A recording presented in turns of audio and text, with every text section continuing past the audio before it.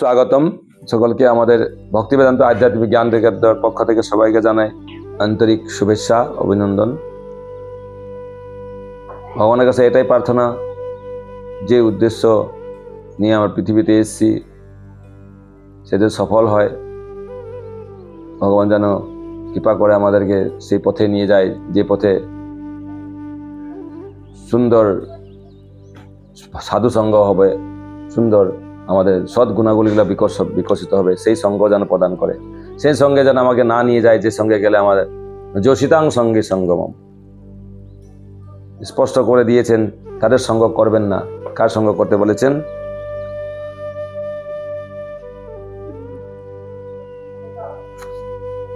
মহৎ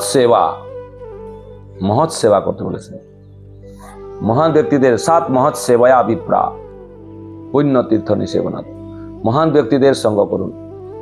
বারবার বলছেন যার তার সঙ্গ করবেন না, যার তার সঙ্গ করবেন না, মহান ব্যক্তিদের সঙ্গ করুন। স্কুলে হোক, সমাজে হোক, বিভিন্ন ধরনের স্টুডেন্ট থাকবে, বিভিন্ন ব্যক্তি থাকবে, কার সঙ্গ করছেন আপনি, সেটা ইজ ইম্পর্টেন্ট। কালকে বলেছিলাম এটা, যে পায়খানাগুলো, এটা কাহিনীর মধ্যে বলছেন যে দৃষ্টান্তমূলক কথাটা, পায়খানা লোকটাকে খণ্ডন করছে, পায়খানাগুলো খণ্ডন করছে, পায়খানাগুলো খণ্ডন করে, যা সেটা উদাহরণ দিচ্ছেন। পায়খানাগুলো খণ্ডন করে কি বলছেন? ওটা কেন কাঁদছো? বলছে আমি কি ছিলাম, আজকে কি হয়ে গেলাম, সবাই ছিছি করছে আমাকে, সবাই ত্যাগ করছে আমাকে। বলে গতকাল আমি গোলাপ জাম ছিলাম, সবাই কত আদর করে আমাকে কিনে নিয়ে গেছিল, কত আমাকে দেখে একদম লালায়িত হচ্ছিল, আজকে ত্যাগ করে দিচ্ছে আমাকে তোমার সঙ্গের প্রভাবে। তোমার শরীরটা, এই শরীরটাকে বলছে তোমার সঙ্গের প্রভাবে আজকে ওই গোলাপ জাম আমি কি হয়ে গেলাম, পায়খানায় পরিণত করে দিই। আজকে আর কেউ আমাকে পাত্তা দিচ্ছে না।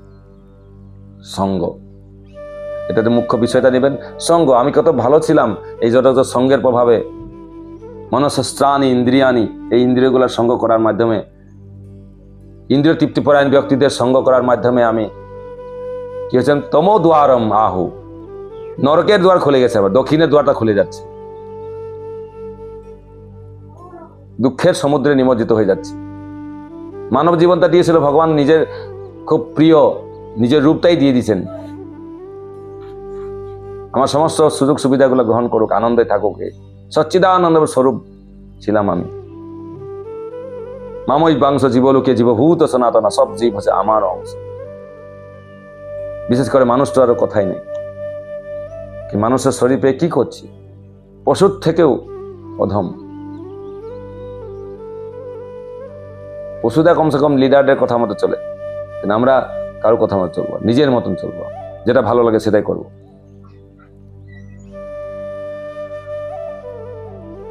এটা কি? এটা যথার্থ মানুষ। সন্তান যেমন বাবা মার কথা মতো চলা উচিত, শিষ্য যেমন গুরুর কথা মতোই চলা উচিত। কেন? গুরু ভগবানের প্রতিনিধি, আর গুরু অবর্তমানে গুরুদেবের প্রতিনিধির কাছে কথা মতো চলা উচিত। কে আমরা কি চলছি? নিজের ইন্দ্রিয় তৃপ্তিও কি তার ক্ষেত্রে যুক্ত করে দিচ্ছি? সেটা যথার্থ নয়। সেই জন্য বলছেন মহৎ সেবাম দ্বারম আহু বিমুক্ত, দ্বার খুলে যাবে, মুক্তির দ্বার খুলে যাবে। প্রসঙ্গম অজরম পাশম আত্মানো কবয় বিদুহ। জ্ঞানীরা জানেন এই যে সৎসঙ্গের প্রভাবে নিজের ইচ্ছা মতো, নিজের ইন্দ্রিয়ের কথা মতো চলার জন্য, চোখ বলছে এটা ভালো লাগে এটা দেখো, কান বলছে এটা ভালো লাগছে এটা শুনো, জিভা বলছে এটা ভালো লাগছে এটা খাও, নাক বলছে এটা ভালো সঙ্গ, এটা স্কিন টাচটা খুব ভালো লাগছে এটা করো, তাহলে আমাকে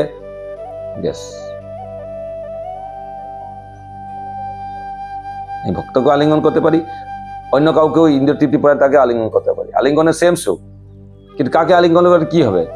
যার যেরকম সঙ্গ করবে। আগুনে যদি আলিঙ্গন করবে আগুনের মতন লাগবে, বরফকে আলিঙ্গন করলে ঠান্ডা লাগবে। কোনটা আলিঙ্গন করবে? তোমার কথায়। আগুনকে আলিঙ্গন করবে, মহামায়াকে না যোগমায়াকে? তুমি গুরুকে আলিঙ্গন করবে নাকি অন্য গরুকে আলিঙ্গন করবে? তোমার গরুকে আলিঙ্গন করা ভালো। ভক্তি সিদ্ধান্ত বলছেন এই বিষয়ী সঙ্গ করার থেকে বন্য পশুদের সঙ্গ করা ভালো, কারণ বন্য পশুরা আমাকে খেয়ে নেবে কিন্তু আমার চেতনাটা নষ্ট করতে পারবে না, শরীরটা নষ্ট হয়ে যাবে, আমার চেতনা নষ্ট হবে। কিন্তু বিষয়ীদের সঙ্গ থাকলে আমার পুরো চেতনাটাই কলুষিত করে দেবে। মন্থরা সঙ্গ করার পরে কি হলো, শকুনির সঙ্গ করার পরে কি হলো, কংসের বন্ধুদের সঙ্গ করার ফলে কি হলো। কত সুন্দর একটা দৃষ্টান্ত আমার বারবার মনে পড়তে থাকে। সেই কংস বসুদেবের সঙ্গ অল্প সময় করলো, কি সুন্দর তাকে কথাগুলো বললেন, সঙ্গে সঙ্গে সব শান্ত হয়ে গেলেন, একদম সব ওকে ওকে ওকে ওকে শান্ত। আবার গিয়ে যখন সঙ্গ করলো, ওখানে গিয়ে বন্ধুদের সঙ্গে গেলো, সব মাথা ঘুরে গেল। যখন ভগবান গিয়ে বিশ্বরূপ দেখালেন, দুর্যোধনের মনটা পাল্টে গেছিল। আবার শকুনি বললেন, না না এগুলো মায়া, ছালিয়া, এ কথা শুনবি না। কে বললো? মন বলে দে আমাকে। না এ কথা কেন শুনছিস? তোর থেকে কি কত জ্ঞান আছে তোর, ওর কি পড়াশোনা জানে ও? তোর যত জ্ঞান আছে ওর কিছুই নাই, তোর যত টাকা পয়সা আছে তোর কাছে তো ভিক্ষা মাগছে ও বারবার। হ্যাঁ, তাহলে তুই তো ওকে চালাচ্ছিস, তাহলে কেন তোর কথাটা চলবি? এরকম মাথায় আমাকে মায়াদেবী অহংকার গুলো দেখে দিল। ওর থেকে বেশি জানি, গুরু থেকে আমি বেশি জানি, গুরু থেকে গুরু তো আমার ইয়ের মতোই চলছে, আমি টাকা পয়সা দিয়ে চালাচ্ছি, সে ওনার কথা মতো চলবো কেন? আমার যেটা ইচ্ছা সেটাই করবো, এটা যথার্থ। It's not fair. এটা উচিত না। সেই জন্য বলে দিচ্ছেন, তম দ্বারম যোশিতাং সঙ্গে, ইন্দ্রিয় তৃপ্তি পরায়ণ ব্যক্তিদের সঙ্গ করলে কোনটা দ্বার খুলে যাবে? তম দ্বারম, নরকের দ্বার, অর্থাৎ দক্ষিণের দ্বারটা খুলে যাবে। কার সঙ্গ করলে? যোশিতাম, স্ত্রীর সঙ্গীদের সঙ্গে। স্ত্রী, যোশিতাম মানে স্ত্রী বলেছে, স্ত্রীলোকের সঙ্গ করলে। স্ত্রীলোকের সঙ্গ করা নিষেধ করে দিছে। কেন? তারা বিষয়ই থাকে, অল্প বুদ্ধি, একটুখানি ভেসে যায়, একটুখানিতেই বাচ্চার মতন তাদের মন, সে চঞ্চল মনের কথা বলা হচ্ছে। স্ত্রী মানে হচ্ছে চঞ্চল মন, আর বিষয়, বিষয় মানে তার বিষয় বাসনা বেশি। টাকা পয়সার কার বেশি খরচা হয় বাজার গেলে? কত রকমের, মাথা থেকে এইখান থেকে পা অবধি, পায়ে পড়বে, পায়ে নখেও পড়বে, পায়ে পড়বে একটা, তারপরে কোমরে পড়া আছে, তারপরে গলায় পড়া, কানে পড়া, কানেতে 10টা 5টা ফুটো থাকবে, তারপর নাকে আছে, এদিকে আছে, এইখানে আছে, এইখানে আছে, এইরকম একটা থাকবে, এইখানে থাকবে, এইরকম থাকবে। ওরে বাপ! কেন? কারণ এটা স্বাভাবিক প্রবৃত্তি ওদের, ওটা তো ভালো লাগে।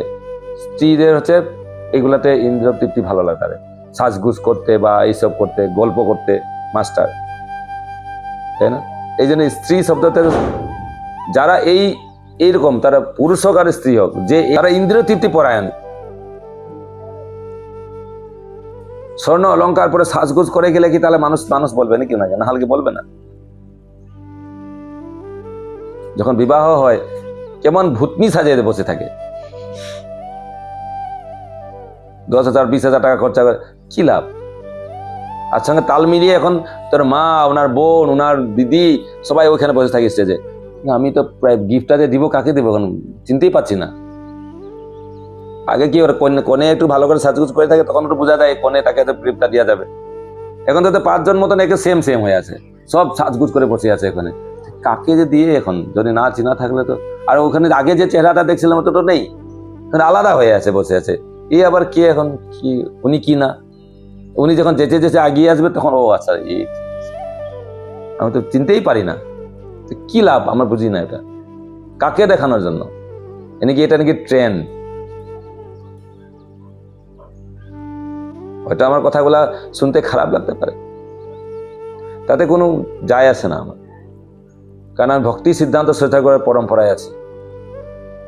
আমরা শল্য চিকিৎসক, অপারেশন করতে হবে তো করবোই, তার ব্যথা লাগছে না কি আমি কি জানি, আমার যেটা বলার সেটা বলবো।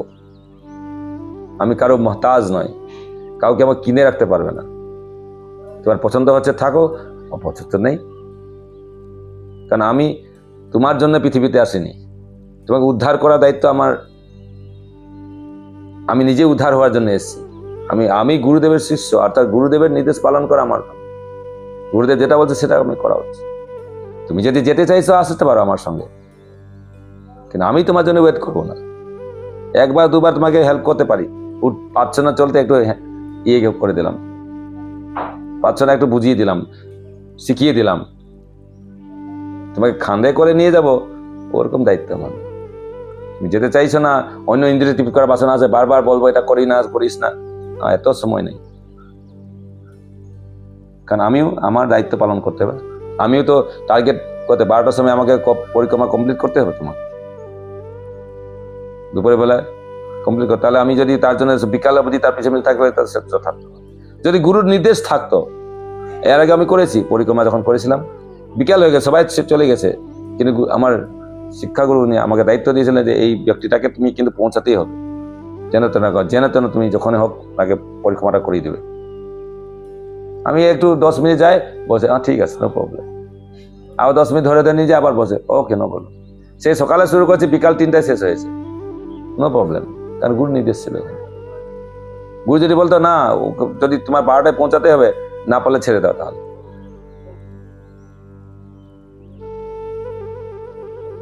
দেখো। সেই জন্য ভালো করে জানো। তো কার সঙ্গে করতে বলে বানান করেছে? স্ত্রী সঙ্গীদের, যেটা কামনা বাসনা প্রিয়। স্কুলে যখন বাচ্চারা যায়, আমরা বাচ্চারা দেখি বা আমরা যেতাম, যেতে বলে হে বাদ দে, ক্লাসে বাকি সবাই আরে বাদ দে, তো হোমওয়ার্ক করে যায়, আরে কি কর, কেউ না করলে কেউ কিছু করতে পারবে না, কেউ করলো না, কতজনকে মারবে উনি? তাহলে আমার করার ইচ্ছা ছিল, তাহলে না করলে যদি হয়ে যায় তাহলে হয়ে গেল। তাহলে বাকি 4 জন বন্ধু যদি করছে না, তাহলে আমিও করলাম না, ঠিক আছে চল ঘুরতে যাই, আবার দেখা যাবে। ভালো ছেলেটা খারাপ হয়ে গেল না কার সঙ্গে? বা ওনার হোমওয়ার্ক করার ইচ্ছা ছিল না, কি বাকি বন্ধুরা সবাই করে ফেলেছে, তাহলে আমি তো একা মার খাবো, তাহলে আমি দেখতে একটু দেখি, আমি করে দেখে শুনে হলেও যা হোক খাতাটা জমা দিব কিনা। কেন? তারা উৎসাহী ভক্ত, তাদের সঙ্গ করার ফলে মহৎ সেবাং। কার সেবা করলো উনি? কার সঙ্গ করলো? মহৎ সেবাং দ্বারম বিমুক্ত, তার মুক্তি পার করে। এটা সবসময় মনে রাখা হবে। এটা মনে রেখে যদি আমরা এগিয়ে যাব, আর এই যে ভাগবত গ্রন্থ, ভাগবত পড়ে গিয়ে ভাগবতে কি আছে? ভাগবতের কথা আছে। বইটার নাম ভাগবত, নেই কথাগুলো ভাগবত, গ্রন্থটার নামও ভাগবত। এই শরীরটার নাম মানুষ, নাকি আমার চেতনাটা মানুষ, আমার কথাবার্তাগুলো মানুষ, আমার আচরণটা মানুষ? শরীরটা অনেকের মানুষ, এই শরীর কি আচরণটা পশুর মতন হচ্ছে না?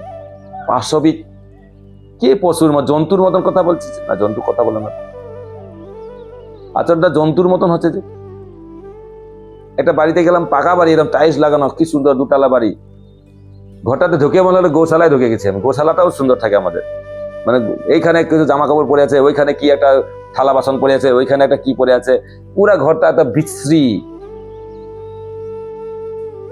2 তলা বাড়ি, একদম টাইলস লাগালো বাড়ি, মানে কি ধনী বাড়ি। কি দেখে মনে হলো না এটা ফুটপাথিয়া থেকে গন্ডগোল আছে, যেমন টাকা পয়সা পেয়ে গেছে বলে বাড়িটা বানিয়ে নিয়েছে, কিন্তু আচরণগুলা আদৌ মানুষের মতন মনে হলো না। ডিসিপ্লিন বলে জিনিসটাতে দেখতেই পেলাম না এখন, বোঝা গেল কেন? তাহলে আচরণটা মানুষ নাকি মানুষ শরীরটা মানুষ? আপনার ব্যবহারে, আপনার পরিচয় মানে আপনি মানুষ না পশু না কি? আপনার কথাবার্তা, আপনার আচরণে বোঝা যাবে আপনি শিষ্য না গুরু।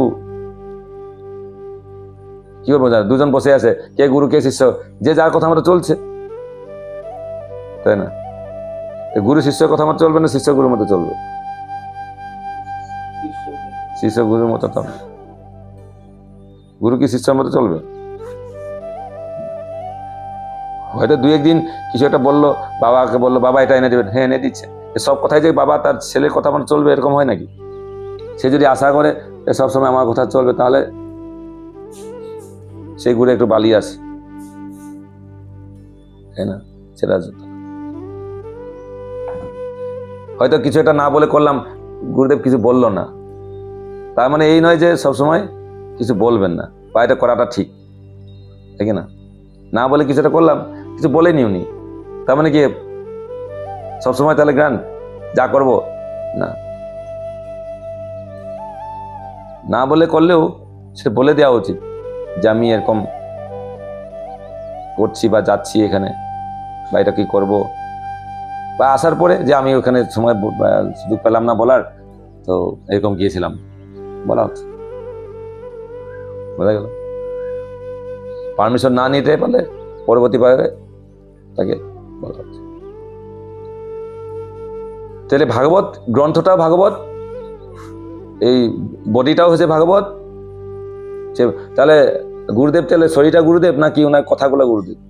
না, শরীরটাও গুরুদেব আর কথাগুলোও গুরুদেব, আরো তার জিনিসপত্রগুলো গুরুদেব। আরে বাবা, এটা কিরকম?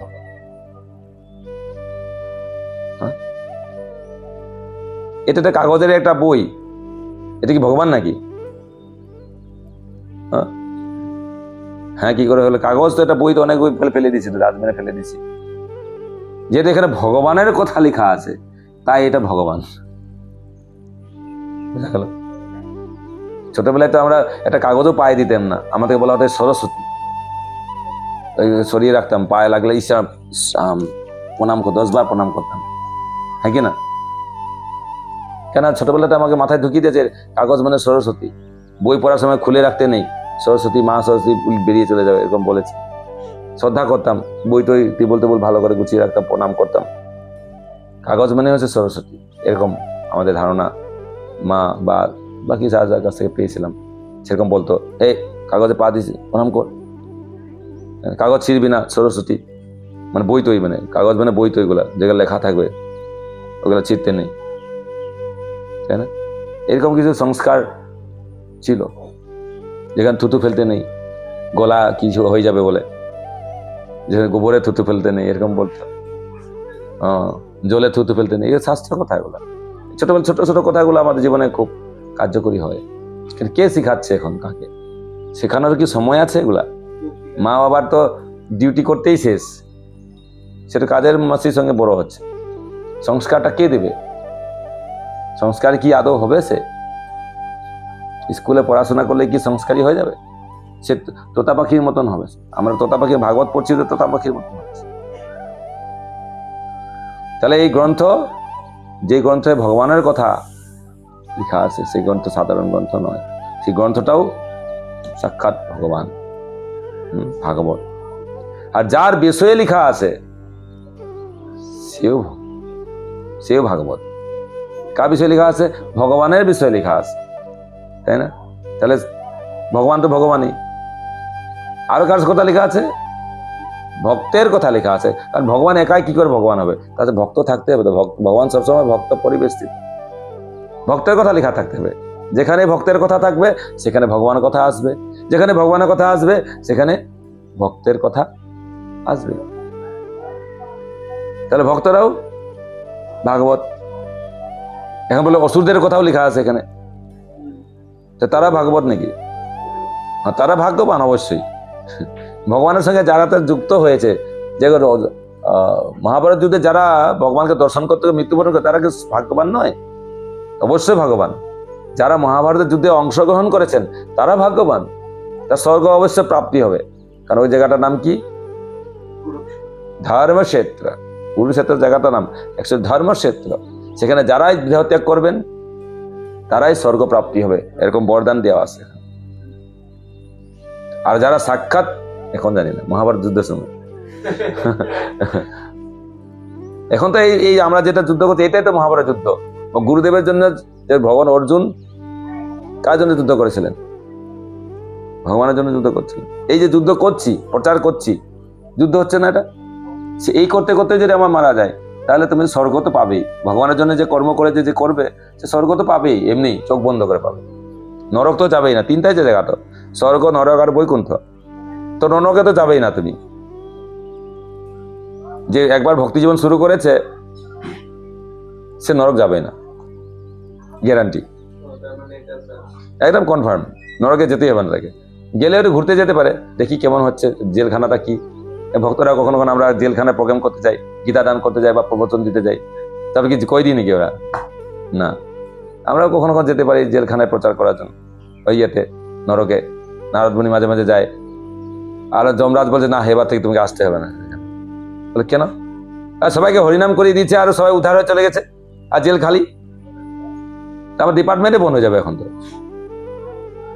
জেল যদি বন্ধ হয়ে যায় তাহলে পুলিশ গুলা কি হবে, ডিপার্টমেন্ট গুলা, জেলখানাটা ফাঁকা যায়। যখন সবাইকে যদি ভালো করে দিই আমরা, সবাইকে সুইসাইড বলছে না না প্রভু সবাইকে একদম শুদ্ধ ভক্ত বানিয়ে দিবেন না, আমার ডিপার্টমেন্টটা বন্ধ হয়ে যাবে। বলে ঠিক আছে, মনুষ্যানাং সহস্র বলেছে, হাজারের মধ্যে একজন ভক্ত হবে, সবাই হবে না, তাই না? সে একাদশী করে সবাই তো উদ্ধার হয়ে গেছিল। এ মহা মুশকিল তো সব। তাহলে এ পাপ পুরুষ বলছে প্রভু আমার কি হবে, তাহলে আমি কোথায় যাব? সবাই যদি পুণ্যবানই হয়ে যাচ্ছে তাহলে আমার ডিপার্টমেন্ট বন্ধ হয়ে যাবে। বল না না, ওই একাদশী দিন যে অন্ন খাবে তারা তোমার ডিপার্টমেন্টে যাবে।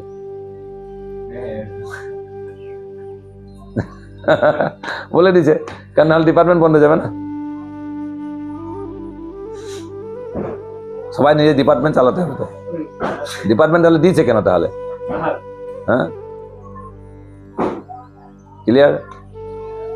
তো ভক্তের কথা এখানে থাকবে। তাহলে অসুরদের কথা, যারা এই ভগবানের প্রচার করতে করতে মারা যাবেন। একবার একজন জিজ্ঞাসা করছে গুরু মহারাজকে, গুরু মহারাজকে জিজ্ঞাসা করছিলেন যে আমরা বই নিয়ে নিয়ে ভাগবত নিয়ে নিয়ে বেগে এখন করে প্রচার করতে যেতাম, তো তখন উনি প্রত্যেকদিন আমাদের কাছে শুনতে চাইতেন যে আজকে কি প্রচারের লীলা বলো। খুব আনন্দ পেতেন উনি, যে প্রচার যারা করে তার খুব আনন্দ, মানে উনি এমন প্রচার করতেন। তা অসুস্থ হয়ে যাওয়ার পরে এখন তো উনি পাচ্ছেন না 2008 থেকে, যা প্রচার করতেন দুর্দান্ত কীর্তন প্রবচন, মানে এরকম প্রবচন দিতেন উনি, কীর্তন করতেন, বুকদূষণ করতেন। প্রভুপাদের খুবই প্রিয়। কিন্তু এই জন্য উনি তো বেরোতে পারছেন, কি সবাই শুনতে চায়। তোমরা এই জন্য দীক্ষার সময় বলেন তোমরা বলো, কথা দাও আমাকে প্রচারের সহযোগিতা করবে কিনা। সেটা তাহলে প্রচার সহযোগিতা, প্রচারটা খুব গুরুত্বপূর্ণ। খুব প্রচার ভালোবাসে, বিশেষ করে গ্রন্থ প্রচার। সেটা তখন জিজ্ঞাসা করছিলাম, কেউ যদি বই নিয়ে যাচ্ছি আমরা, গীতা ভাগবত কানে নিয়ে যে গাড়ি রাস্তা পার হয়ে অ্যাক্সিডেন্ট মারা, তখন কি হবে? তাহলে অবশ্যই তুমি ভগবানের কৃপা পাবো, সাক্ষাৎ ভগবান তোমার সঙ্গে আছে। কিন্তু এসব জানতে হবে যে আমার ভগবান আমার সঙ্গে আছে, এই মনোভাব নিয়ে তুমি চলো, তাহলে তুমি অবশ্যই। এত কিছু ভাগবতের কত মাহাত্ম তাহলে দিয়ে আছে সাক্ষাৎ। সেই জন্য আসামে যে নামঘরগুলোতে ভাগবতকে স্থাপন করা আছে, আজকাল সেটা গন্ডগোল করে অন্য গ্রন্থ রেখে দিয়েছেন। তাদের মেন্টালিটি যথার্থ নয়। কারণ অন্য গ্রন্থ কোনো বেদ পুরাণ উপনিষদ যতই গ্রন্থ হোক, সব ভগবানের কথা লেখা থাকলেও ভাগবত ইজ ভাগবত। ভাগবত রাখার জন্য বলা আছে, তাহলে আমি বেদ একটা রাখলে হবে? এটা পুরাণ রাখলে হবে? হ্যাঁ, বেদেরই তো নির্যাস ভাগবত, তাহলে বেদটাই রেখে দিই না কেন, গাছটাই লাগিয়ে দিই। আমটা রাখলে কি হবে? আমটা রাখা আর গাছটা রাখা একই তো। আমের গাছটা রাখা আর আমটা রাখা একই।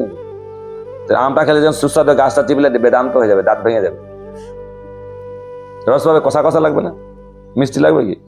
ভাগবত হচ্ছে সেরকম। কি বলে ভাগবত থেকে আমি আবার রস বের করে ওটা খাবো। দুধ আবার খাওয়া, দই খাওয়া একই নাকি? দুধ থেকে আবার ঘি খাওয়া একই নাকি?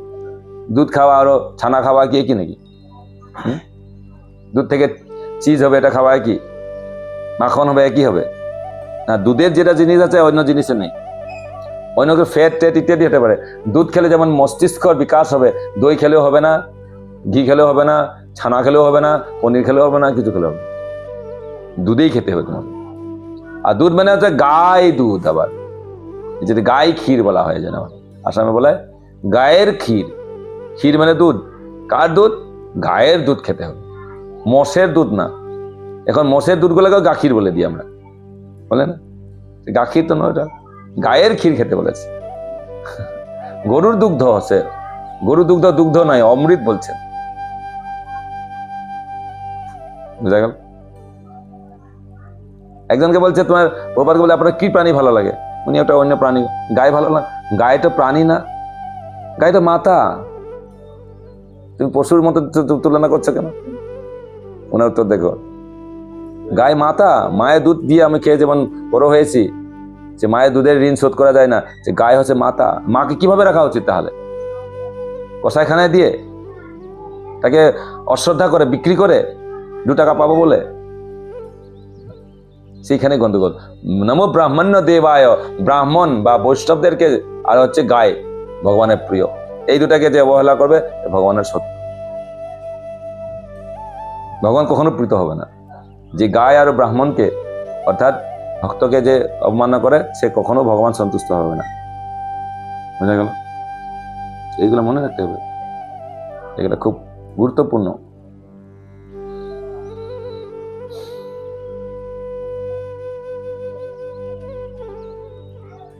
তাহলে মহাভারত যুদ্ধে অসুররাও যারা ভগবানের বিরুদ্ধে যুদ্ধ করে তারা উদ্ধার হয়েছে, কারণ দর্শন করতে পেরেছে, ভগবানের দর্শন করতে করতে। বুঝা গেল? তো আসুন, সেই ভীষ্মদেব কি বলেছে, খুব সুন্দর সুন্দর প্রার্থনা করছে, খুব সুন্দর শ্লোক আসবে। হ্যাঁ, ভগবানকে দর্শন করে করে সেই কথা স্মরণ করছেন উনি, সরজা সোজা শুয়ে শুয়ে ভগবানকে দর্শন করছে, আর সেই কথা মনে করছে তুমি যখন রথ চালাছিলে তো ধুলোগুলো উড়ে গায়ে লাগছে, সব স্মরণ করছে আর খুব আনন্দ পাচ্ছে। কেমন সুন্দর লাগছিল তোমার মুখটা। যেগুলো আসবে এরপর পরে। তো আজকে একটা শ্লোক পাঠ করি। গতকালের শ্লোকটা তো আপনারা বুঝতেই পেরেছেন। যখন বৃত্তি অনুযায়ী কর্তব্য কর্মের বিষয়ে ভীষ্মদেব উপদেশ দিচ্ছিলেন, তাহলে কি উপদেশ দিচ্ছিলেন? কারা উপদেশ দেয়, কারা শ্রবণ করে, কারা সেটা গ্রহণ করে, অনেক কিছু প্রশ্ন এসে গেছিল। গুরুদেব উপদেশ দিচ্ছেন, আমরা কি গ্রহণ করছি? আমি কি যুধিষ্ঠির নয় যে, সেটা নিতে পারি না? তাহলে যুধিষ্ঠিরে কেন এরকম হলো? উনি সিদ্ধান্ত নিতে পারছিলেন না কেন? কারণ তার শ্রদ্ধা ছিল ভীষ্মদেবের প্রতি, অন্যত্র ছিল না। সেটা ভীষ্মদেব যখন বলছেন তখন মেনে নিয়েছে। সবারই নিজস্ব শ্রদ্ধা থাকে, অনেক বৈষ্ণব থাকতে পারে, কিন্তু আমার শ্রদ্ধা একজনের প্রতি নিষ্ঠা থাকে, তাই না? অনেক মেয়ে থাকতে পারে, একজনকে তো ভালোবাসে, 10 জনকে ভালোবাসতে হবে। একজন আমার জীবনে একজনই গুরু থাকবে, তাকে আমি ফলো করব, এটাই আর কোন কথা নেই। তাহলে সে সাকসেস হবে, নাহলে হবে না। নাহলে অসতী তার মতন হয়। অনেক স্বামী অসতী। তাহলে উপদেশ দিচ্ছিলেন কে? ভীষ্মদেব। তারা আগে দিতে পারছিলেন না কেন? তারা বিষয় অন্য কাজ ছিল। কত কিছু কথা উঠে এসছে এখানে। আমার উপদেশ দিল তখনই কার্যকরী হবে যখন আমি নির্মল হব, অমল হব, নিষ্পাপ হব। সেগুলো কিভাবে হতে পারে? আমি পাপ শূন্য হব অনুশোচনার মাধ্যমে। সে অতীতের কর্মগুলোর কথা অনুশোচনা করে, আমি অনুতাপ করে করে করে ধিক্কার দিব নিজেকে, আর ভগবানের হে প্রভু আমাকে রক্ষা করুন, হে আচার্যবর্গ, হে বৈষ্ণবগণ আমাকে কৃপা করুন, যাতে আমি পাপ থেকে মুক্ত হই। আপনার কি করবে? তার নাম কীর্তন করার মাধ্যমে, তার ভক্তদের সেবা করার মাধ্যমে আমি সে পাপ থেকে মুক্ত হই। সর্বধর্মাং পরিত্যাজ্য। বুঝা গেল? কত সুন্দর বিষয়গুলা উঠে আসে। বৃত্তি অনুযায়ী কর্তব্য কর্ম কি, কার কি বৃত্তি জানি না। আমার কি বৃত্তি জানি কি? বৃত্তি সম্বন্ধে জানি না। বৃত্তি পরীক্ষা জানি আমরা, বৃত্তি পরীক্ষা দেন টাকা পাবে, বৃত্তি। বৃত্তি ওটা না। 4টা বর্ণ 4টা আশ্রমের কথা বলেছে। 4টা বর্ণ, ব্রাহ্মণ, ক্ষত্রিয়, বৈশ্য, শূদ্র। 4টা আশ্রম আছে, ব্রহ্মচারী, গৃহস্থ, বানপ্রস্থ, সন্ন্যাস। এটা বর্ণাশ্রম। চতুর্বর্ণ ময়া সৃষ্টং গুণ কর্ম বিভাগ। ভগবান সৃষ্টি করেছেন এগুলা। এখানে আমরা যদি মানি না মানে ভগবান সৃষ্টি করেছেন মানো না তুমি? হ্যাঁ, আমরা এখন অসুর সাম্রাজ্য, ভগবান যা করে সেটা মানি না আমরা। আসরিক উগ্র কর্ম বলেছেন প্রভুপাদ, অনেক জায়গায় লিখেছেন। বর্তমান সমাজ সব উগ্র কর্ম, শুধু এইখানে খনিজ দ্রব্য উৎপাদ করে তুলছে, সে পেট্রোলিয়াম তুলছে, সমাজটাকে পরিবেশটাকে এমন গরম করে দিয়েছে, সব ধ্বংসের দিকে নিয়ে যাচ্ছে। এর প্রগতি না, এটা উন্নতি বলা হয় না। এটাকে প্লাস্টিক সিভিলাইজেশন বলছে না। আগে ছোনা ঠালায় খেত, এখন কাগজের পাতায় খেতে হচ্ছে। কলা পাতাও নাই, কলা পাতায় পদ্ম পাতায় খেলে তাও তো ভালো। একটা বাড়িতে গেলে পদ্ম পাতা দিয়েছিল আমাদের, সেটা ভালো। সাউথ ইন্ডিয়া যাবেন, এখনো কলা পাতা চলছে, কিন্তু আমরা এখনো গরিব না কি যা বুঝি উন্নত যে কাগজের পাতায় খেতে হচ্ছে, যেগুলো শরীরের ক্ষতিকারক। সাউথ ইন্ডিয়াতে কোনো মন্দিরেই কোনো এরকম পাতা পাবেন না। কলা পাতা একদম অ্যাভেলেবল, কলা গাছ বাগানেই বাগান, কলা পাতায় যে কোনো মন্দিরের প্রোগ্রামে শুধু কলা পাতা। বালাজি মন্দিরে হাজার হাজার লাখ লাখ ডেইলি প্রসাদ পাচ্ছে। 4-5টা বিল্ডিং আছে, 4তলা 5তলা, লিফট দিয়ে আছে, ফ্রি অফ প্রসাদ, টেবল লাগানো আছে, যে সার্ভিস করতে পারে। তো এখন দেয়া থাকে, প্রসাদ দেয়া থাকে, নিজে বসে যেতে পারেন, সার্ভিস করতে পারেন।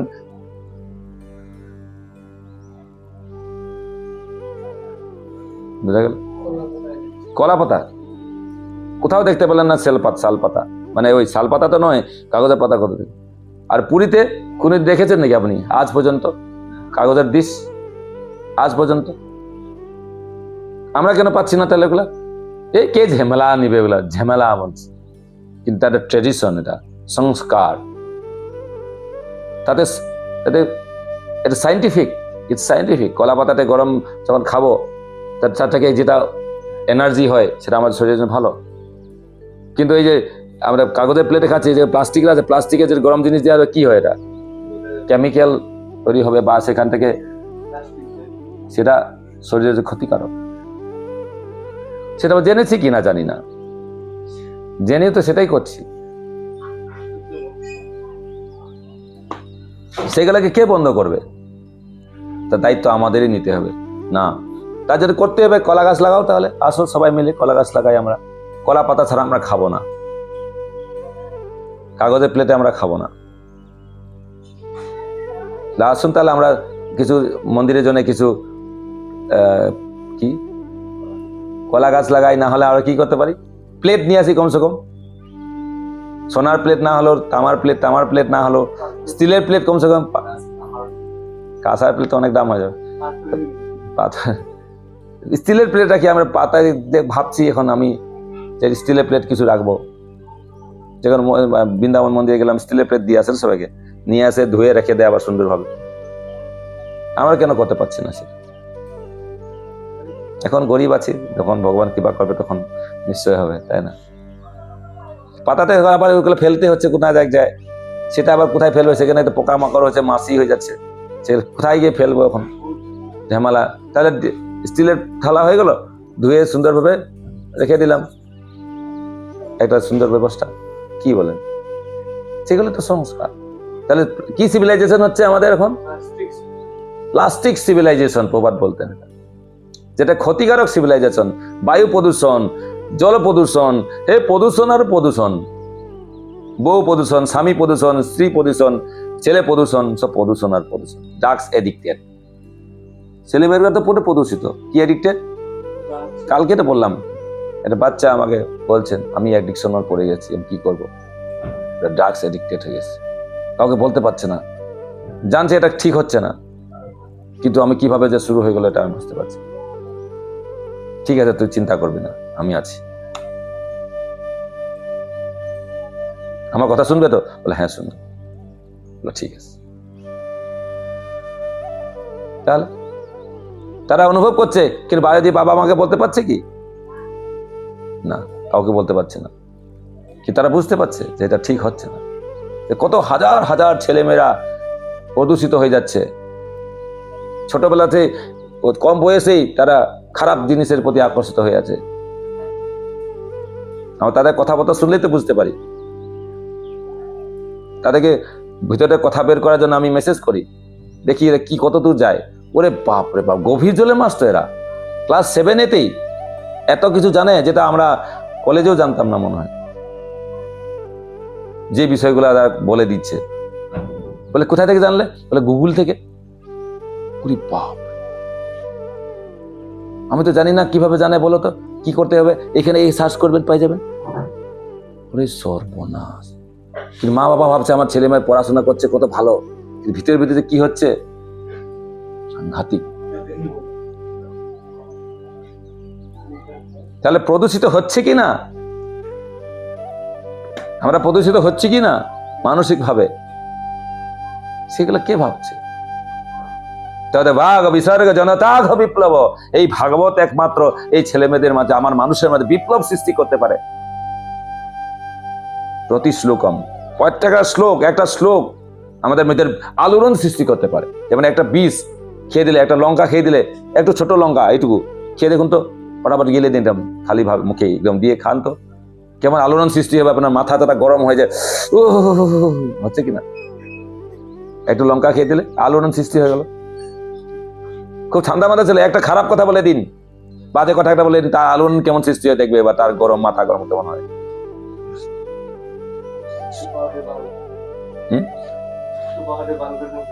চলে কিনা? যেমন খারাপ কথা বলে আলোড়ন সৃষ্টি হয়ে গেল, ঠিক বলছে তোমার একটা কথায় আমাকে করে দিতে পারে তেজস্বিনী নদী, সে কবিরা বলছে আবার, মানে ওনার প্রেয়সীকে বলছে তোমার একটি কথায় আমাকে বানিয়ে দিতে পারে, একদম দুর্দান্ত বানিয়ে দিতে পারে। সত্যিকারের কথা করে দিতে পারে কিনা? দ্রৌপদী একটুখানি অপমান করলো, ভীম প্রতিজ্ঞাই করে বলছিল আমি প্রতিজ্ঞা করছি যেদিন তোর এই উরূপ ভাঙ্গ করবো না আমি। দিল প্রতিজ্ঞা করে, দুঃশাসন তোর রক্ত পান করবো আমি। কে? ওনার বউকে অপমান করে দিল না, তাই না? কি বানিয়ে দিল? বলছে তোরা আমাকে রাক্ষস বানিয়ে দিলি। কে বলছে? ভীম বলছে। লাস্টে যখন রক্ত পান করেছে না, তখন উনি কান্না করছে, আজকে কি করে দিলি তোরা, দেখ দুঃশাসন তুই কি করে দিলি আমাকে, এটা ভালো মানুষকে তুই অমানুষ বানিয়ে দিলি, রাক্ষস বানিয়ে দিলি। তুই যদি এরকম না করতি তাহলে আমি প্রতিজ্ঞা করতাম না, সেরকম মাথা গরম হতো আজকে, তাহলে আমি ভালোই থাকতাম, তুই ভালো থাকতি আমি ভালো। কি আচরণ করলি বলতো? এটা খুব সুন্দর মর্মান্তিক দৃশ্য, মানে এটা উনি এটা বলছেন সত্যিকারের কথাটা। তো এরকম না করতে আমি প্রতিজ্ঞা করতাম না, রাগ হতো না, তাহলে এটা হতো না আজকে। যারা ভগবানের ভক্ত ছিলেন তাই অনুশোচনা করেছেন, ভুল করলে অনুশোচনা করছেন। আমার অনুশোচনা করা উচিত, কাউকে যখন ঝগড়া করে ফেললাম, মেরে দিলাম, হয়তো হয়ে যেতে পারে, তো অনুশোচনা করা উচিত, তাকে আদর করা উচিত। আমি মেরে দিলাম রাগের মাথায়, তুই এরকম কেন বললি, তুই যদি না বলতি তাহলে আমি মারতাম না। এই কথাগুলা অনুশোচনা করা উচিত। সবাই অনুশোচনা করতে পারবে না, যার গুরুর কৃপা থাকবে তারা অনুশোচনা করে, সত্যিক গুণ হলে পারে, এটা হওয়া উচিত। বোঝা গেল? আমার হতে পারে আমরা রজগুণে এসে কখনো খারাপ বলে দিই, খারাপ করে ফেলি, কিন্তু পরবর্তীতে অনুশোচনা করে তাকে ক্ষমা চাও।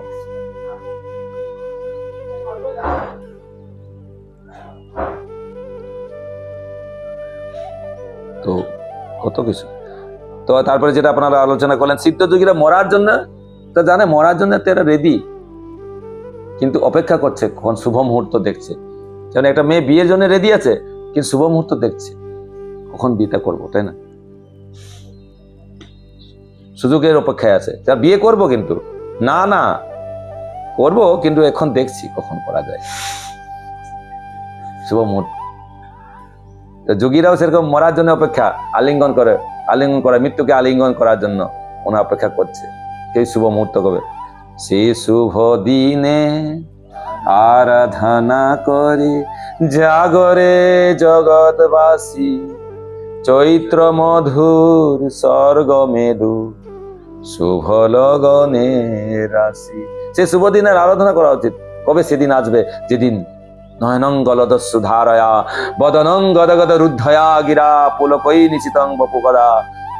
তব নাম গ্রহণ, প্রভু তোমার নাম গ্রহণ করতে করতে কবে এরকম হবে, সে শুভদিন কবে আসবে প্রভু? আমার শুভদিন দেখছি কখন? শুভদিন মানে আমার কতদিন না, যেদিন বিয়ে হবে শুভ দৃষ্টি পড়বে ওনার, ও হো হো হো হো, তোমার আবার মিলন হবে কবে, সেই দিন শুভ দিন আমার। সেদিন সব থেকে ফালতু দিন আমার জীবনের। হ্যাঁ, যেদিন এরকম চেক হ্যান্ড করবো, তারপর এই রেফারি বলে ফাইট, মার ঘুষি, দাঁত ফেটে যাবে, ও ডু ঘুষি মারবে, বাকি সবাই হ্যাঁ আরো দাঁড়, বাকিগুলো তো আনন্দ নিবে, তোরা মারে মেরে মর। সবাই এসে বিয়েটা করে দিল, এবার তোরা লেগে থাক সারা জীবন, নাকি? সেটা শুভ দিন হলো এটা? ওইটা তো সব থেকে দুদিন শুরু হলো। হ্যাঁ, এই যে কি হলে পানি গ্রহণ হ্যান্ডশেক, ফাইটিং করার আগে হ্যান্ডশেক করে না, পানি গ্রহণ করে দিল, এই একজন হাত দিয়ে দিল উপরে, তারপরে কি কি সব দিতে থাকলো, তারপর দড়ি দিয়ে বেঁধে দিল আবার দুজনকে, ওর উত্তরী ওর শাড়ি, ওরা ঘুরতে থাক 7 পাক যতক্ষণ পর্যন্ত প্রতিজ্ঞা কর না মরা আপনি ছাড়বো না তোকে আমি, হয় তুই মরবি না হলে আমি মরবো, নক আউট যখন পর্যন্ত না হচ্ছে, তাই না? নক আউট করতে হবে না, রিং না হলে এখান থেকে বেরানো যাবে না, মরলেই বেরোবো এখান থেকে। মূর্খের এই খেলাটা আমি পছন্দ করি, এটা ফালতু খেলা, এটা সবাই হাততালি দেয়, হ্যাঁ ইয়েস মারো মারো, বেচারা ও কষ্ট পাচ্ছে, ওরা উৎসাহ দিচ্ছে, এও মেরে দিচ্ছে, কি যে ফালতু রে। এরকম হয় নাকি এটা? এই বাচ্চাদের খেলা, হ্যাঁ তোকে এরকম বলে দিল, তুই কি করছিস, মার ওকে। আর ছোটবেলায় আমিও রেখে যেতাম, মেরে দিতাম, এটা বাচ্চাদের খেলা, এটা সুস্থ মস্তিষ্ক যারা আছে এগুলো করে না, তাই না? এখন তো সবগুলো এগুলোতেই তো বেশি মৃত্যুর জন্য পক্ষে। কোনটা সত্য? মৃত্যুটা সত্যি নয়, বেঁচে থাকাটা সত্য, মৃত্যুটা অবধারিত, as certain as that।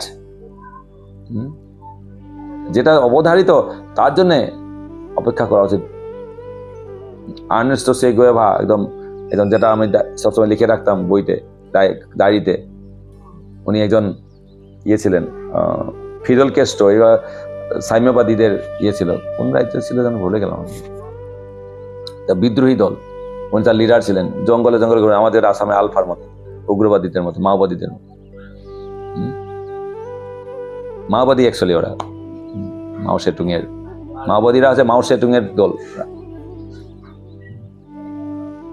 তো বলছিলেন আমি কুকুর ছাগলের মতন, কুকুর বিড়ালের মতন বা কুকুর ছাগলের মতন আমি মরতে চাই না। আমি এমন ভাবে আমার মৃত্যুটা যেন এমন হয় যে 10 জন গর্বের সঙ্গে বলে বাহ বাহ বাহ। সেটা আমাকে খুবই প্রভাবিত করছিল। আমিও কুকুর ছাগলের মতন মরতে চাই না। কিছু করতে হবে আমাকে, কি করবো সেটা বুঝতে পারছিলাম না। ভাবলাম মন্ত্রী ফন্ত্রী হয়ে গেলে হবে নাকি, সেটাও দেখলাম ওটার যথার্থ। ধনী হয়ে গেলে হবে না, ওটাতেও কত ধনী লোক মরে গেছে, কেউ মনে রাখে না। দুগুণ মরণ ভোগী ধুলির মানুষ, মিলিয়ে যাবো ধুলির লোক, ধুলের সঙ্গে মিশে যাবে, দুবার মরবে ওরা। একবার তো মরলই, আর তাকে ভুলেও যাবে সবাই, শরীরও গেল আর তার নামও চলে গেল। কি তাদের নাম এখনো স্মরণ আছে, যারা কিছু করে গেছেন সমাজের জন্য, দেশের জন্য, জাতির জন্য, ভগবানের জন্য যারা করে গেছেন, তারাই অমর হয়ে রয়েছে এখন, আছে কিনা? তাদের নাম এখনো ইতিহাসে রয়েছে স্বর্ণ অক্ষর দিয়ে, তাই না?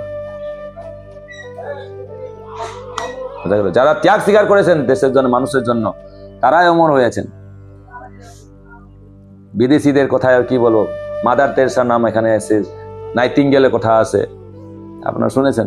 সে মহান ব্যক্তিদের কথা, জড়জাগতিক কথা বলছে, আর আধ্যাত্মিক জগতে তো কত মহান মহান ব্যক্তিরা আছে যারা সমাজের কল্যাণের জন্য, তারা এখানে লুকিয়ে থাকে, কিন্তু সবসময় ভগবান সমাজের কল্যাণের জন্য চিন্তা করে থাকে।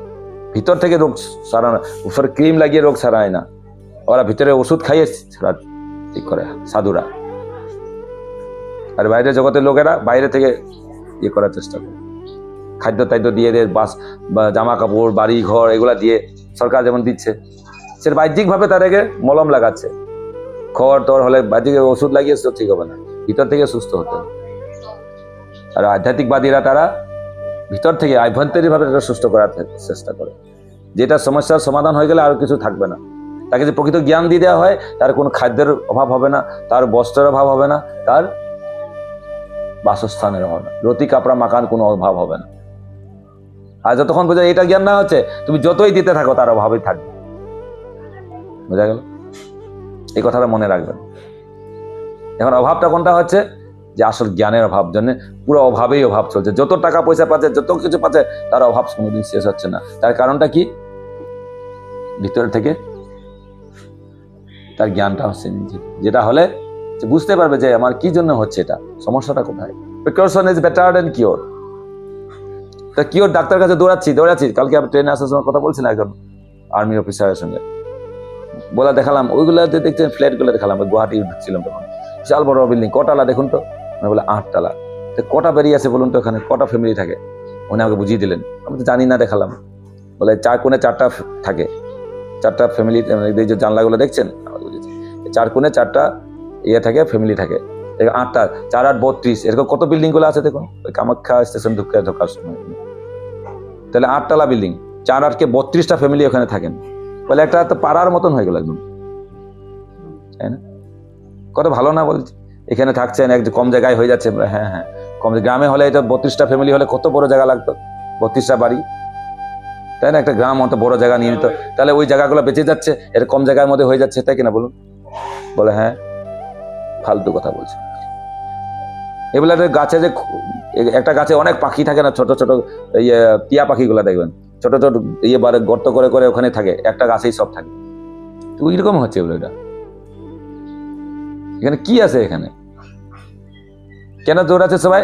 এই হসপিটাল পাচ্ছি, স্কুল পড়াশোনা করার ছেলেদের জন্য ইয়ে পাচ্ছি, তারপরে বাজার একদম কাছেই, বাজার সবকিছু তো সামনেই পেয়ে যাচ্ছি না, গাড়ি ঘোড়ার অসুবিধা নেই। যখন যখন বিশেষ করে হসপিটালের কাছে পাচ্ছি, স্কুল কাছে আছে, ভালো স্কুল, ভালো হসপিটাল, আর সবজি সব তো এই হাতের কাছেই। তো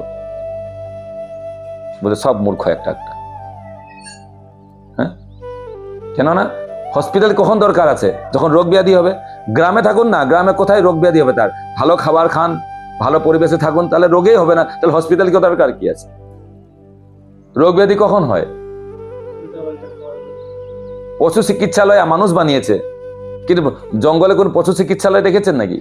তারা কোনোদিন ডাক্তারখানায় গিয়েছে? তার কিভাবে সুস্থ থাকে? কজন ক্যান্সার হয়ে মরেছে দেখো তো জঙ্গলে গিয়ে, সুগার হয়ে বা ডায়াবেটিস হয়ে বা কিডনি ফেল হয়ে, লিভার খারাপ হয়ে গেছে। হ্যাঁ, হয়েছে নাকি জঙ্গলে? এরকম তো শোনা যায় না।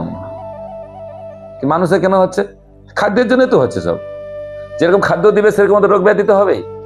অখাদ্য কুখাদ্য খেলে কি রোগ ব্যাধি হবে না? শরীর কি সেটা নিতে পারবে নাকি? নিতে পারবে, সেটাই তো রোগ। বায়ুগুলার উল্টা পুল্টা হয়ে যায়। আমাদের যে পঞ্চবায়ু আছে, পঞ্চবায়ু উল্টা পুল্টা হলে তো রোগ। এই বায়ু দোষ, কফের দোষ, তিনটা, কফ পিত্ত বায়ু। নারী দেখে বলে দিত, এরকম ধরে বলে দিত না? এটা কি বলে অ্যাকচুয়ালি? এই তিনটাতে কফ পিত্ত বায়ু আছে। এই তিনটা কিভাবে ধরতে আমি দেখিয়ে দিব। তিনটা এরকম ঢিপ ঢিপ ঢিপ ঢিপ করবে। এটা কফ পিত্ত বায়ু। প্রথমটা যদি আঙুলটাতে, এই আঙুলটাতে এরকম ধরছি, তখন যদি বেশি ঢিপ ঢিপ করছে বেশি, তাহলে বোঝে কফের প্রবলেম। মাঝাটা হলে বায়ু, তার 3 নম্বরটা আছে কফ পিত্ত বায়ু। তিনটার যদি সবগুলোই হচ্ছে তাহলে বোঝে তিনটার প্রবলেম আছে। সেভাবে ট্রিটমেন্ট কর। নারী দেখা বলতো। আজকাল দেখে ঘড়ি দেখে দেখে কত মিনিটে কত ঢিপ ঢিপ হচ্ছে, ওটা দেখে। অ্যাকচুয়ালি আগের দিনে সেরকম হতো না। সমস্যা এই তিনটাই, কফ পিত্ত বায়ু। এই তিনটার ডিসব্যালেন্স হলেই বাস প্রাণবায়ু তখন বেরিয়ে যায়। বায়ুর ভাগ আছে, 5টা ভাগ আছে বায়ুর। এটা প্রাণবায়ু, অপান বায়ু, উদান বায়ু, আর কি কিছু আছে। সেগুলা এইগুলা বিষয়ে আলোচনা করা, এই বিষয়ে অনুসন্ধান করা উচিত। তাহলে অটোমেটিক সুস্থ থাকে। তো সুস্থ পরিবেশে থাকুন, সুস্থ থাকবেন। হসপিটালে কি দরকার? কিন্তু আমরা বলে না হিন্দিতে একটা, जब गिद्दर की मौत आती है शेर की तरह भागती है। शेर মানে বাঘ। তার কপাল খারাপ থাকলে এই দূর পালাতে পালাতে গিয়ে বাঘের সামনে পড়ে যায়। মানে পালানো অন্যদিকে যাওয়া ছিল, এইদিকে চলে আসে, বাঘের সামনে পড়ে গেল, কি হলো আর? মরে গেল। তো আমাদেরও जब आदमी की मौत आती है शहर की तरह भागती है। তার কপালটা খুবই খারাপ। শহরের দিকে যে যাবে এর কপালটা খুব খারাপ। যার যার যার মরণ দশা আসছে সে শহরের দিকে যাবে। আর ওই জন্য আমরা কি করছি, সবাইকে আবার গ্রামের ছেলে ভাই গ্রামে ফিরে আয়, back to village, back to pavilion. Bouncer ball খেতে হবে না ওখানে এতটা। খুব সুন্দরভাবে থাকো না।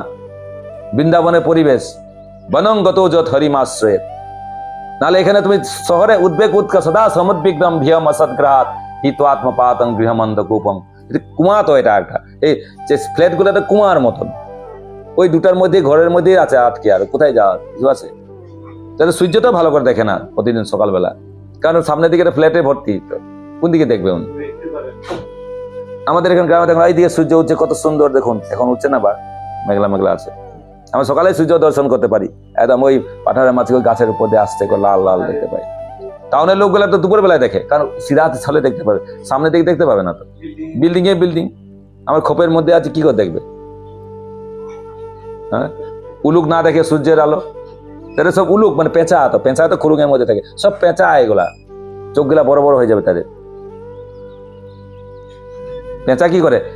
ওইদিকে ওইদিকে যেতে হয় না, থাকে পুরো ঘাটটা এটা ঘোরাতে পারে, সব দিকে দেখতে পারে। 90 দিকে ঘোরাতে পারে না, 180 দিকে ঘোরাতে, 360 ঘোরাতে পারে ও, এদিকে ওদিকে ঘোরাতে পারে। তো ওই খোপের মধ্যে থাকা তার পেঁচার মতন হয়ে যাবে জীবন। আর বেশি থেকে কোথায় যাবে ও? আর সবকিছু এখান থেকে সব ঘুরবে, এই ঘরের মধ্যেই তো ওনার। আর এগুলো শাস্ত্র। সেই জন্য সকলকে অনুরোধ, গ্রামে ফিরে আসুন। গ্রামের ছেলে, বাড়ির ছেলে বাড়িতে ফিরে আসুন। ভগবান অপেক্ষা করছে বাড়ির ছেলে যেন বাড়িতে ফিরে যায়, বৃন্দাবনে, গোলক বৃন্দাবনে, ব্যাক টু গডহেড। বাবা অপেক্ষা করছে আমাদের জন্য। দেখতে পাচ্ছে ছেলেরা এখন শহরে গিয়ে কত কষ্ট পাচ্ছে। চলে আয় বাবা, চলে আয়, আর কিছু করতে হবে না, এখানে সব আছে তো ব্যবস্থা। না, সে আসবে না। শাস্ত্র আমাদের কোথায় নিয়ে যাবে? বৃন্দাবনে। বৃন্দাবনটা কেমন? শহর। এখন যেটা শহর দেখলাম, এটা বৃন্দাবন দেখলাম কি? ওর শহরে কমার্শিয়াল সব। বৃন্দাবনের ভাবটা পেলাম কি? বৃন্দাবনের ভাব পেলে সেই দিকে যে রাধাকুণ্ডে যেতে হবে, অন্যান্য যে বেলবন, তারপরে ভান্দির বন, ওই বনগুলোতে যেতে হবে, তাহলে ওখানে এই সে শহর হয়ে গেছে, পুরো রাজস্বিক হয়ে গেছে। ব্যবসা বাণিজ্য শুধু।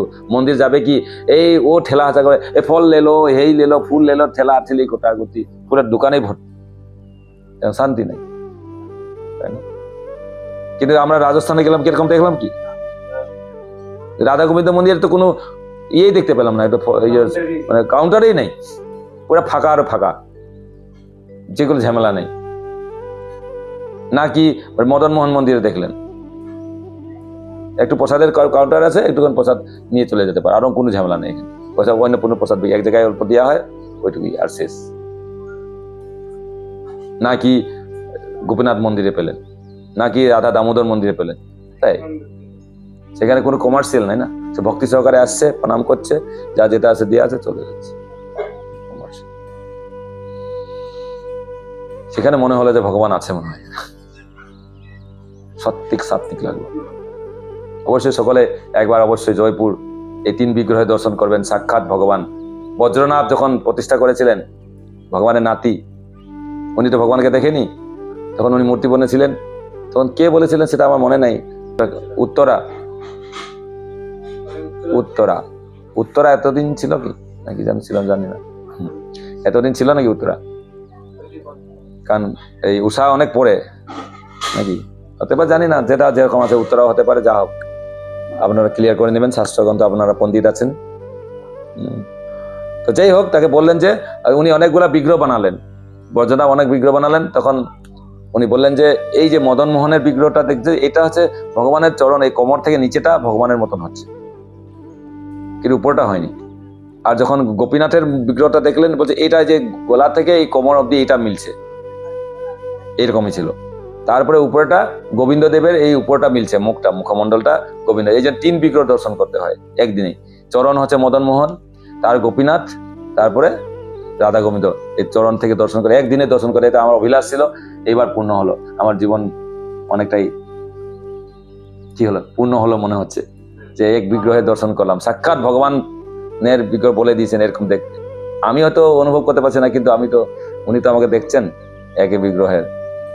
সেই জন্য অনেকদিন ইচ্ছা ছিল, আমি আগে মদন মোহনটা দর্শন হচ্ছিল না, চরণ দর্শন হয়নি আমার, উপর 2জনে দর্শন হয়েছিল অনেক সালে, 15 বছর আগে মনে হয়, তখন সংকীর্তন থেকে গেছিলাম। তো এবার আপনাদের কৃপায় দর্শন হলো, তার জন্য আপনাকে বহুত বহুত ধন্যবাদ। আপনারা নিয়ে গেলেন, তাই জন্য দর্শন হলো। তো আপনার প্রত্যেকেই দর্শন করবেন জীবনে একবার। আর একটা বিগ্রহ আছে নবদ্বীপে, সেটাতে একদিনে দর্শন করতে হয়, সেটা এখনো একদিনে হয়নি আমার, 2টা টাইমে হয়েছে, একদিন দর্শন করতে হবে। সেটা যে একটা পাথর, কালো পাথর ভেসে এসেছিল, পাথর ভেসে এসেছিল, ওই পাথরকে 3 খণ্ড করে 3 বিগ্রহ বানানো হয়েছে। শ্রীরামপুরে আছে, আর ওইদিকে হালিশহর মনে হয়, 3টা জায়গায়। কি ছিল ভুলে গেছি আমি। এই 3 জায়গায় 3 বিগ্রহ আছে, 3 বিগ্রহ দর্শন করতে হয়, গঙ্গার এই পার ওপার। কোনোদিন সুযোগ হলে আপনাকে নিয়ে যাব, বা আমি আপনাদের সঙ্গে যাব। হরে কৃষ্ণ। তো বুঝতে পারছেন মাহাত্ম্যগুলা। তো আসুন একটা শ্লোক পড়ি, 30, এটাও হয়েছে মনে হয়, তথাপি পড়ছি। তদা উপসংহৃত্য গিরঃ সহস্রনি বিমুক্ত সঙ্গম মনঃ আদিপুরুষে কৃষ্ণে লসৎপিতপতে চতুর্ভুজে পুরঃ স্থিতে অমিলিত দৃক বেধারয়ৎ তদুপহিত্য গিরসহস্রিণী বিমুক্ত সঙ্গং মন আদি পুরুষে কৃষ্ণে লসৎপিতপতে চতুর্ভুজে পুরস্থিতে অমিলিত দৃগ্ধারয়ৎ। অবিলম্বে সেই ব্যক্তি মানে ভীষ্মদেবের কথা বলে, সেই ব্যক্তিটি যিনি সহস্র অর্থ সমন্বয়ে বিভিন্ন বিষয়ে উপদেশ দিতেন। কে? ভীষ্মদেবের কথা বলছেন, যিনি কি করতেন? অজস্র অর্থ সম্বন্ধিত, সহস্র অর্থ, অজস্র সহস্র, মানে একটা কথা বিভিন্ন অর্থ ব্যঞ্জক ব্যাখ্যা করতে পারতেন। একটা বিষয়কে বিভিন্নভাবে উনি উপমা দিয়ে, বিভিন্ন অ্যাঙ্গেল থেকে, বিভিন্ন দৃষ্টিকোণ থেকে বুঝাতে পারতেন। মানে কে? উনি হচ্ছেন গুরু। তিনি এভাবে বলতে পারেন, একটা শ্লোককে 1000 ভাবে ব্যাখ্যা করতে পারেন, ইনি হচ্ছেন গুরু। কিবা বিপ্র কিবা নেসি শূদ্র কেন নয়, যেই কৃষ্ণ তত্ত্ব বেত্তা। কৃষ্ণ তত্ত্ব বেত্তা, তত্ত্ব কথা জানেন। আর এখানে কি বলেছেন?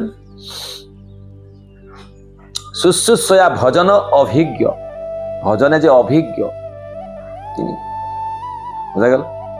তা তিনি ছিলেন যিনি সহস্র অর্থ সম্বন্ধে বিভিন্ন বিষয়ে উপদেশ দিতে পারতেন। বিভিন্ন বিষয়, যে বিষয়ে জিজ্ঞাসা করবে সে বিষয়ে উত্তর দেন। কি করে পারলেন? 15 বছর উনি কি এমনি এমনি কি বসে বসে খাচ্ছিলেন ঘুমাচ্ছিলেন? গঙ্গা মাতা যে নিয়ে গেলেন দেবব্রতকে জন্মের পরেই, 15 বছর বিভিন্ন ঋষি মুনিদের কাছে উনি কি করালেন? ট্রেনিং দিয়েছেন। বিভিন্ন শাস্ত্র গ্রন্থ থেকে উনি জ্ঞাত হয়েছেন বিভিন্ন বিষয়, পুরা শাস্ত্রগ্রন্থ নিষ্ণাত, বিভিন্ন জনের বিভিন্ন মত উনি নিয়েছেন। শুক্রাচার্যের কাছে নিয়েছেন, বৃহস্পতির কাছে নিয়েছেন, আর কত কিছু নামগুলো অনেক আছে, দেখে নেবেন। সবার কাছে উনি সিদ্ধান্ত নিয়েছেন, সব ধরনেরই ওনার জ্ঞান ছিল। যেমন সুত গোস্বামী ওনার সমস্ত গুরুবর্গকে সন্তুষ্ট করে সমস্ত বিষয়ে উনি পারদর্শী ছিলেন, কিন্তু ছিলেন সুত, নিচু পরিবারে থেকে জন্ম ওনার। কিন্তু হলেও কি হবে, উনি কি করেছেন? মহান হয়েছেন। কিন্তু যেটা কর্ণ করতে পারেনি, কর্ণেও আন্দোলন করেছিলেন, বিদ্রোহ করলেন, কিন্তু মহান হতে পারলেন না। ওটা যথার্থ, আমি যেই পরিবারে জন্মগ্রহণ করি আমি দ্বিজ হওয়ার জন্য বাসনা রাখা উচিত, কিন্তু ওই ইয়ের মতন নয়, কর্ণের মতন নয়, গুরুকে অবমাননা করে বা এরকম মিথ্যার আশ্রয় নিয়ে এভাবে বড় হওয়াটা যথার্থ নয়। সুতরাং থেকে মিথ্যার আশ্রয় নিয়ে কি বড় হয়েছে নাকি? কি নাম?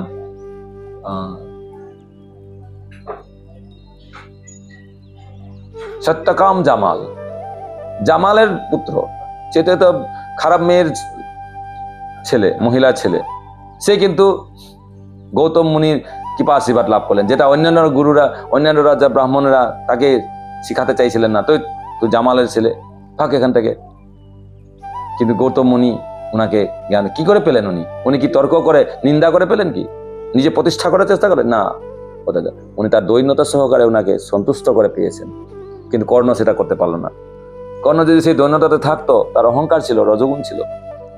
কারণ যেহেতু উনি রজগুণী ব্যক্তি ছিলেন, কারণ উনি সত্যিকারের শূদ্র ছিলেন না। উনি শূদ্রের বাড়িতে পালিত হচ্ছিল। উনি তো সূর্যের পুত্র, কুন্তী দেবীর পুত্র, তাহলে রজগুণী স্বাভাবিক। রজগুণী কখনো তো মাথা নত করবে না, সেটা হচ্ছে তার গন্ডগোলটা। উনি নিজেকে শূদ্র বলে মনে উপরে উঠতে চাইছিলেন, কিন্তু যেহেতু উনি নিজেই জন্মসূত্রে উনি রক্তের তো রজগুণ আছে, সেই জন্য উনি নিচে মাথা নিতন্ত করতে পারেন। বুঝা গেল? হ্যাঁ, তার মা কে ছিল? কার সাথে প্রতিপালিত হলো? উনি ক্ষত্রিয় হলেও কার কাছে প্রতিপালিত হলো? শূদ্র পরিবারে প্রতিপালিত হলো। তার মেন্টালিটি গুলা এরকম হয়ে গেল। কিন্তু সুত গোস্বামী কে ছিলেন? তার বাবা আবার রোমহর্ষণ ঋষি ছিলেন না। পরিবারটা শূদ্র হলেও তার বাবা কিন্তু সংস্কারী ছিলেন। যে এখন খারাপ আদিবাসীর পরিবারে হলেও তার মা বাবা যদি খুব শ্রদ্ধা পরায়ণ হয়, ভক্তি পরায়ণ থাকে, তাহলে ছেলে মেয়ে ভালো হবে। বোঝা গেল কি? সে জন্মটা হোক, রক্তে যা আছে, কিন্তু যেটা পরিবেশটাতে ভালো পেয়ে যায়। ভগবান কি বলে, প্রহ্লাদ মহারাজ চরিত্র কি ছিল? ওনারা অসুর পুত্র, কিন্তু কার কোথায় বড় হলো? নারদ মুনির আশ্রমে। সেটা তখন এগুলা বিচার করে দেখবে। বোঝা গেল? পরিবর্তন চাই, কিন্তু কিভাবে? প্রথমে নিজেকে পরিবর্তন করে, সমাজটাকে পরিবর্তন করলে আমি নিজেকে প্রথমে পরিবর্তন করতে হবে। অন্যকে শুদ্ধ করতে হলে নিজেকে প্রথমে শুদ্ধ হতে হবে,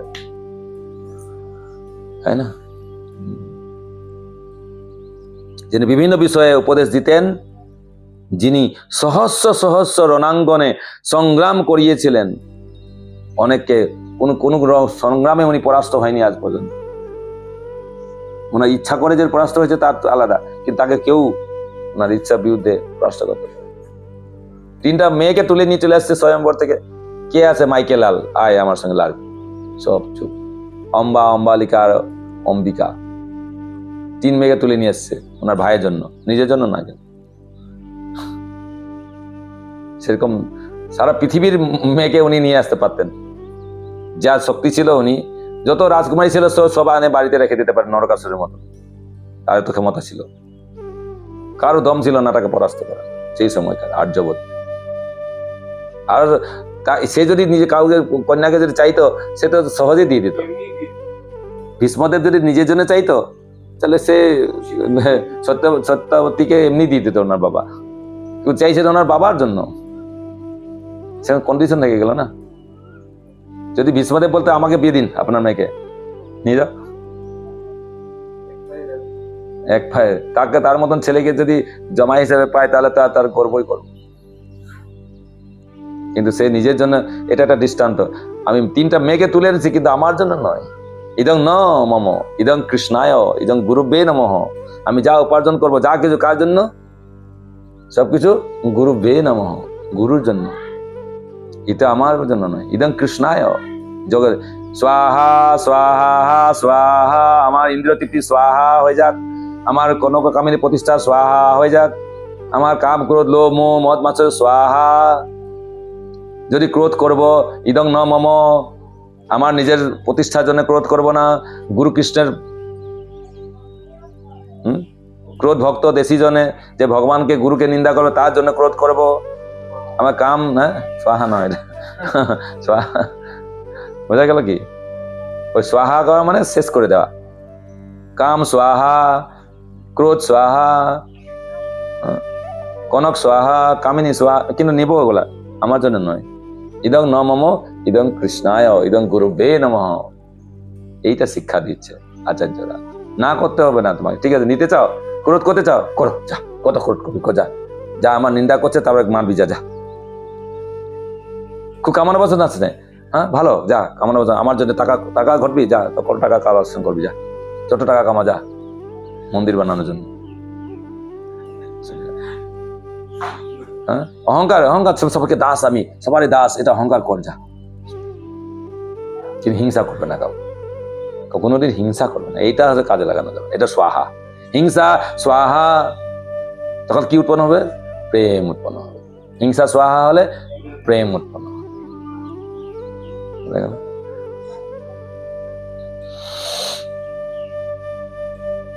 সহস্র রণাঙ্গনে সংগ্রাম করেছিলেন, মানে কোন রণাঙ্গনে উনি হারেননি আজ পর্যন্ত। তারপরে তার গুণগুলো, সহস্র সহস্র মানুষকে রক্ষা করেছেন উনি। ক্ষত্রিয় ক্ষত্রত্রায়তে, প্রজাকে যে রক্ষা করতে পারেন, অন্যকে প্রোটেকশন দিয়েছেন। প্রভুপাদ অনেক আমাদের মতন উচ্ছৃঙ্খল যুবককে সুরক্ষা প্রদান করেছেন, নরক যাওয়া থেকে রক্ষা করেছেন। ভীষ্মদেবের মতনই পূজ্য। সহস্র রণাঙ্গনে সংগ্রাম করেছিলেন, কত জনের সঙ্গে ফাইটিং করেছেন প্রভুপাদ, তর্ক করেছেন। সেই কি বলে না, খ্রিস্টান পাদ্রী বা এইসব কি কিছু আছে থাকে না, তাদের সঙ্গে তর্ক করেছেন। সেই রাশিয়াতে গিয়ে, রোমে গিয়ে তাদের সঙ্গে তর্ক করেছেন, সায়েন্টিস্টের সঙ্গে তর্ক করেছেন, সংগ্রাম করেছেন, তাদেরকে পরাস্ত করেছেন।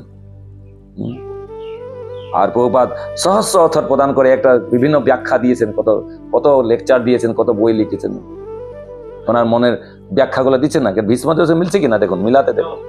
হ্যাঁ, মহাজন যেন কত সব পন্থা, সব মিলে যাবে, কোন অমিল পাবে না।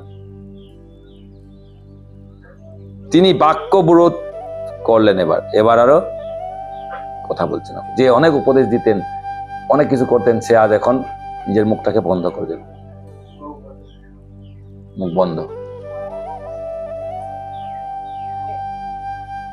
এবং সমস্ত বন্ধন থেকে সম্পূর্ণভাবে মুক্ত হয়ে সমস্ত বিষয় থেকে তার মনকে প্রত্যাহার করে নিলেন। এবার কি করলেন? প্রথমে বাক্য বাচো বেগম, প্রথমে মুখটা বন্ধ করতে বলেছে। প্রথমে মুখটা বন্ধ করতে হবে, তারপরে এবং সমস্ত বন্ধন থেকে সম্পূর্ণ মুক্ত হয়ে, সমস্ত বন্ধন থেকে মুক্ত হওয়ার জন্য কি করতে হবে? কে বন্ধনে আবদ্ধ করে আমাকে? মন। মনে সব বন্ধনের কারণ। মনে বলবে এদিকে দেখ, দেখার সঙ্গে সঙ্গে ফেল ফেল করে তাকিয়ে থাকলাম, কত সুন্দর, ওয়াও, যদি আমি পেতাম। কি হলো? চোখ দেখলাম, মন বললো দেখ, দেখার সঙ্গে সঙ্গে পুরো আবদ্ধ হয়ে গেল মন। চোখ ওদিকেই তাকাচ্ছে, আরো কয়েক দেখছে। কান শুনে শুনে হরিণের মতন, আহা হা হা, এত সুন্দর হয়ে গেল, মরে গেল। তারপর পোকাগুলা আলো দেখে আহা হা, সব আলো দিকে লাভ দিল, মরে গেল। পোকাগুলা আলো দেখে। হরিণ মরে যায় কানের দিয়ে, আর হাতি মরে স্কিন টাচ। সেই মহিলা হাতি ওই যে ছেলে হাতিগুলো ধরার জন্য একটা মহিলা হাতিকে ট্রেনিং দেওয়া হয়, সে জঙ্গলে গিয়ে তাদের স্কিন টাচে আনন্দ পায়, তারপরে স্কিন টাচ করে করে নিয়ে আসবে আর গর্ত করা থাকে, আর ও তো জানে কোন দিকে হাঁটতে হবে, আর ওকে গর্তের দিকে নিয়ে যায়, ফসকা ঢুকে পড়ে। আমাদের স্কিন টাচেই তো নিয়ে যায় যেখান তেখানে, তার স্পর্শ পাওয়ার জন্য তার পিছিয়ে পিছিয়ে যায়। একটু যদি স্পর্শ পাই, একটু যদি তার দৃষ্টি পাই, আমি একটু যদি মিষ্টি কথা শুনতে পারি, এটাই তো আমাদের কান শুনতে চাই ওনার মিষ্টি মিষ্টি কথা। হরে কৃষ্ণ, কেমন আছেন, সাবধান। যদি ভালো লাগা হয়ে যাচ্ছে তাহলে সাবধান, ওকে দেখা ভিডিও কলটা করুন, তাহলে কি করছেন আপনি, ও তাহলে বুঝে গেল, চোখ ফসে গেল ওখানে, তারপরে কান ফসে গেল, চোখ পড়ে গেল। তাহলে আপনি দেখা করতে পারবেন নাকি একদিন? কোন দেখা করতে আসেন, স্কিন টাচ, তিনটাতে ফসে গেল। তারপরে ভালো ভালো রান্না করে যদি নিয়ে এসছে, দেওয়ার আপনার মতন রান্না আর কেউ করতে পারেনি, বারবার আসতে ইচ্ছা করে, বাস গেল, আর জিভা গেল। এবার নাক, আপনার শরীর থেকে না যা গন্ধ একটা বেরো না, আহা, আমাকে একদম মাতবাড়া করে দেয় একদম, আহা। হ্যাঁ, 5টা হয়ে গেল তো, 5টা গেল, 5টা ইন্দ্রিয় বস। কে করলো এটা?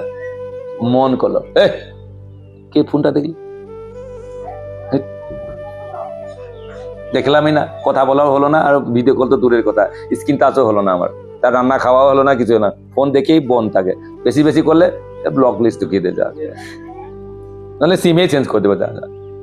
তাহলে তোমার মন স্থির হয়ে গেছে, বোঝা গেছে, তারপরে আমার মন স্থির হয়ে গেছে, বেঁচে গেলাম ভাই, বাবা বেঁচে গেলে। এইটাতে সব আছে, পঞ্চ ইন্দ্রিয় এখানে জড়িত হয়েছে, এখান থেকে পুরা পঞ্চ রস আছে এখানে।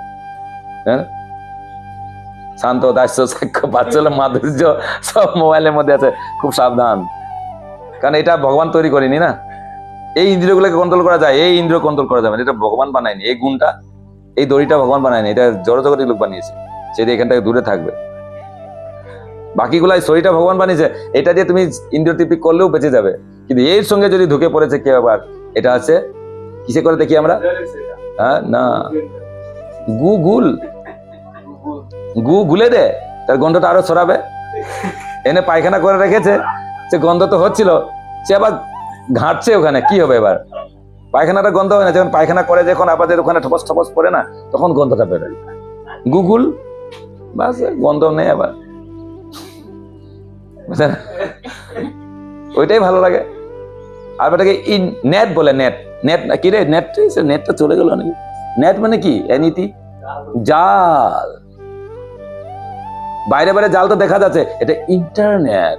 ইন্টারনালি যেগুলো জাল বিছিয়ে রেখেছে, দেখা যায় না। অনেক আছে এই জায়গায় বড় বড় যেগুলাতে দামি দামি জিনিসগুলো, সোনা টোনা থাকে, এগুলাতে কিছু রে থাকে, রে গুলো পার হলে তো চলে যাবে, কিন্তু দেখা যায় না, আনসিন হয়ে গেল।